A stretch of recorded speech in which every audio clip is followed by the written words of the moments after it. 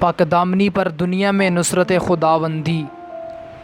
پاک دامنی کی وجہ سے دنیا میں تخت و تاج نصیب ہوا۔ حضرت یوسف علیہ السلام کو بھائیوں نے کنویں میں ڈال دیا تو ایک قافلے والوں نے ان کو غلام بنا لیا اور شہر مصر میں آ کر بیچ دیا۔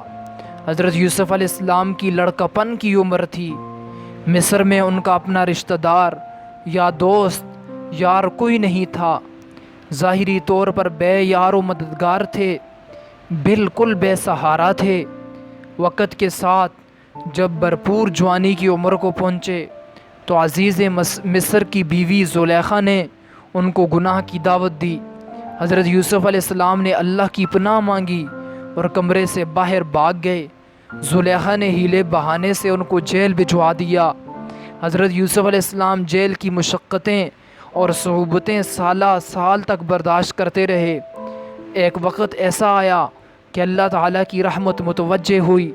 وہ نہ صرف باعزت بری ہو گئے بلکہ خزانوں کے والی بنا دیے گئے۔ اللہ تعالیٰ نے تاج ان کے قدموں میں ڈال دیا۔ چند سال پہلے جو غلام تھے آج وہ آقا بن گئے۔ پاک دامنی کے عمل پر دنیا میں بھی نقد انعام ملا۔ ایسی عزت ملی کہ ماں باپ اور بھائی سب کے سب ان کے سامنے سجدہ ریز ہو گئے۔ ہر دور اور ہر زمانے میں جو شخص حضرت یوسف علیہ السلام کی طرح تقویٰ اور پاک دامنی کی زندگی گزارے گا، اللہ تعالیٰ اس کے سر پر عزتوں کے تاج سجائے گا۔